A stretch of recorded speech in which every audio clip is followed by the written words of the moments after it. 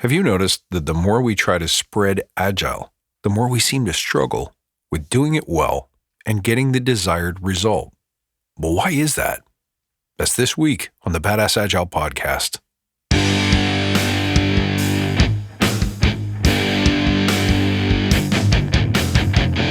Greetings, team.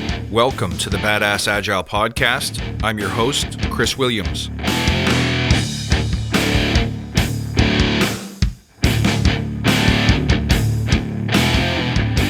Greetings, everybody. Welcome back. Great to see you here. Hope everybody's doing well. Hey, have you heard the saying that the more we know, the less we understand? The notion of opposites has been well documented and accepted for centuries now. It's truly age-old wisdom. And there's a reason why it's age-old wisdom. It works, but we're not practicing what we preach. I want to talk to you about how understanding opposites is the small tweak that can totally change your Agile game. But first, let's take a moment to remember why we're here. To create an elite tribe of leaders who truly serve their clients and communities by doing what matters and what works, relentlessly chasing value and excellence like a badass. There's so many resources out there about what you need to do to be Agile, but we're focused on who you need to become in order to lead teams.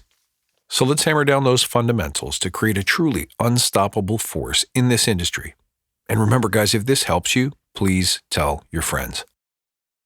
All right, let's take just a few moments to consider opposites. In order to defeat the strong, you need to be yielding. In order to become powerful, first you must become humble. To be victorious over an opponent, first you must be victorious over yourself. In order to become the light, you must first struggle through darkness. All of these things are examples of opposites.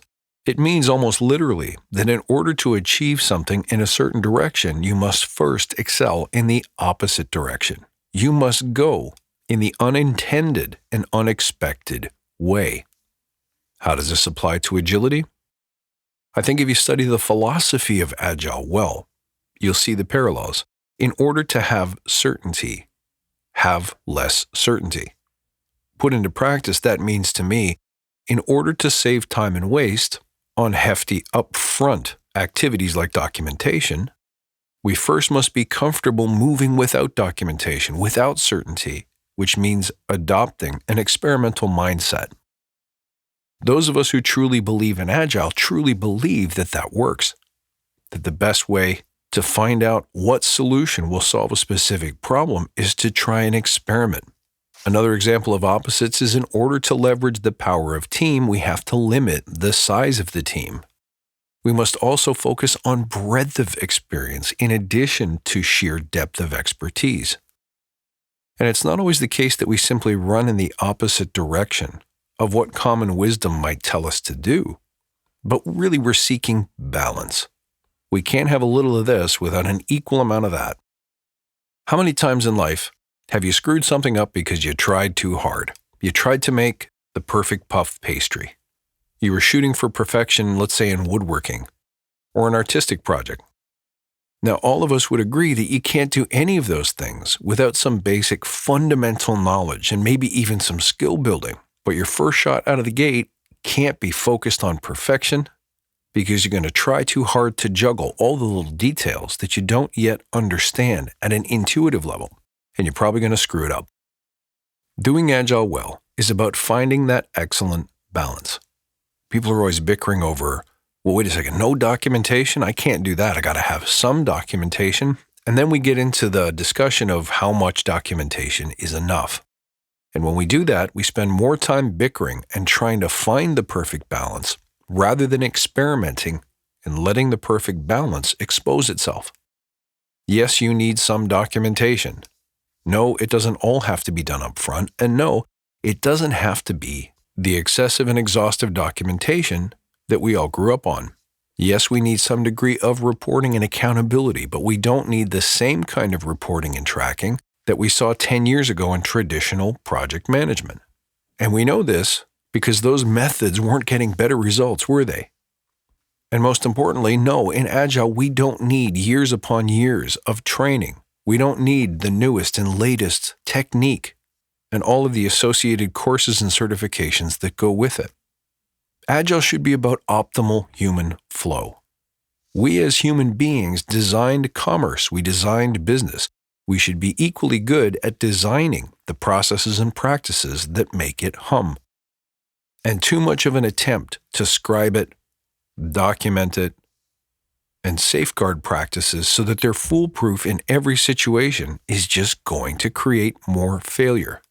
Not to date this episode, but if you're sitting in the middle of this COVID-19 lockdown, look around you at what everyone's doing. They're going back to fundamentals. They're going back to baking bread. They're going back to family activities. They're going back to simple, non-digital, analog arts and crafts. They're going for walks. They're experiencing more heart-based communication. And most importantly, we're learning because we have to, what we can live without and what we can't.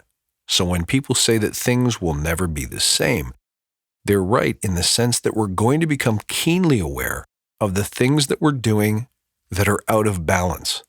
The things that we're doing because we think we're supposed to, not because they add any value to our delivery capacity.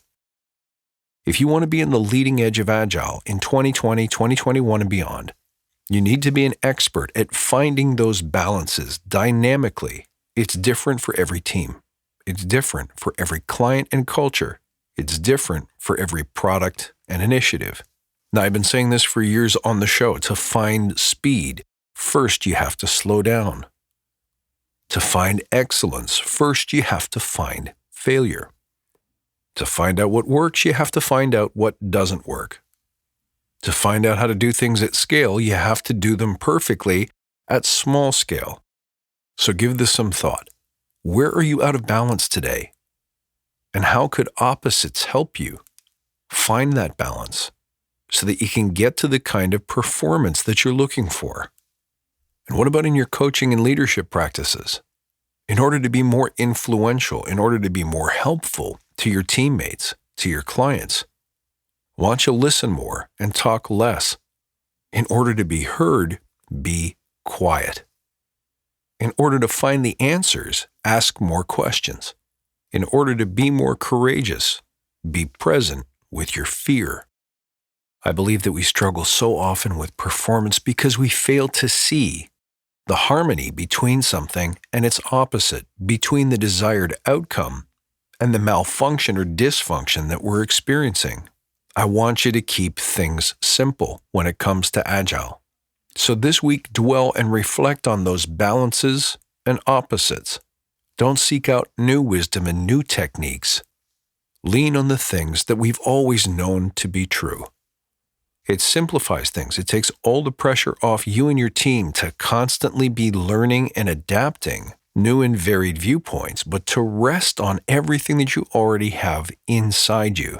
That innate leader wisdom, that innate desire to be courageous, that innate leadership trait. You've already got them. All you have to do is unleash them. Folks, thank you for listening. You can reach out at badassagile.com or find me on Twitter at badass_agile. Look forward to seeing you next time. And until then, stay badass.